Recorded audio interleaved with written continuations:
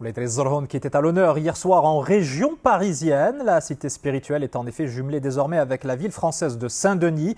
Un événement qui a donné lieu à une grande fête en présence de nombreux membres de la diaspora établis sur place et de quelques personnalités politiques notamment. L'occasion aussi de présenter au public français quelques produits du terroir marocain ou encore l'art du caftan ainsi que différentes traditions populaires.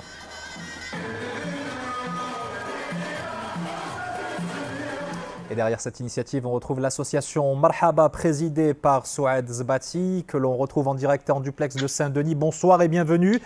Comment a germé chez vous l'idée de jumeler deux cités au demeurant si éloignées, en l'occurrence Moulay Zorhon et Saint-Denis? Alors, bonsoir, merci de me recevoir pour évoquer un sujet qui me tient particulièrement à cœur. Alors pourquoi? Pour répondre à votre question, donc Saint-Denis, c'est une ville, donc je suis née à Saint-Denis, je suis dionysienne. C'est une ville avec un livre d'histoire à ciel ouvert qui possède une magnifique cathédrale basilique où ont été enterrés les rois et les reines de France. Et bien évidemment, il y a un site archéologique et c'est une ville médiévale, nécropole royale. Et Moulay Idriss, donc Moulay Idriss parce que mes parents sont d'origine de Moulay Idriss, plus précisément de Bni Ammar. Et donc c'est une ville située à quelques kilomètres de Meknès. Il y a un mausolée, donc un lieu de spiritualité, une ville riche en patrimoine matériel et immatériel, unique en son genre, et bien évidemment la présence d'un très beau site gallo-romain, un site archéologique appelé Volubilis, Walili. Concrètement, quels seront les projets initiés dans le cadre de ce jumelage en vue de rapprocher les deux villes concernées? Alors, le but est de concrétiser plusieurs beaux projets, donc socioculturels, mais bien plus, avec un intérêt commun. Donc, ce jumelage est dans un cadre de coopération, de décentralisation. Les intérêts communs, c'est faire découvrir à la jeunesse, les jeunesses qui sont en décrochage scolaire, différents métiers, des formations, des sujets de droits des femmes, des échanges de savoir-faire, également valoriser le patrimoine des deux villes, sensibiliser sur l'écologie et pourquoi pas des échanges universitaires.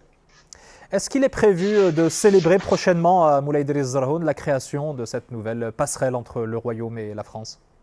Oui, tout à fait. Vous l'avez évoqué tout à l'heure. On a organisé un événement qui est appelé le Maroc à l'honneur, un premier événement sur la ville de Saint-Denis.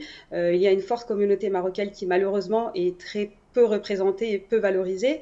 Et cet événement a permis de faire connaître la ville de Moulay Idriss par des différentes manifestations culturelles, artisanales, culinaires, musicales, voilà, du produit des terroirs et une conférence qui parlait justement de la ville de Moulay Idriss et Zorhon et de Saint-Denis.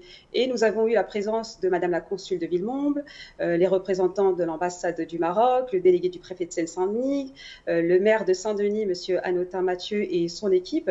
Et on a eu une très très belle surprise. Donc il a annoncé auprès de tous les personnes qui étaient présentes lors de la manifestation qu'il comptait se déplacer prochainement, donc début 2023, pour officialiser ce jumelage tant attendu auprès de la communauté marocaine et des Dionysiens et Dionysiennes. Eh bien, écoutez, très très bonne nouvelle. On suivra ça. Merci beaucoup, Souad Zbati. Je rappelle que vous êtes la présidente de l'association Marhaba.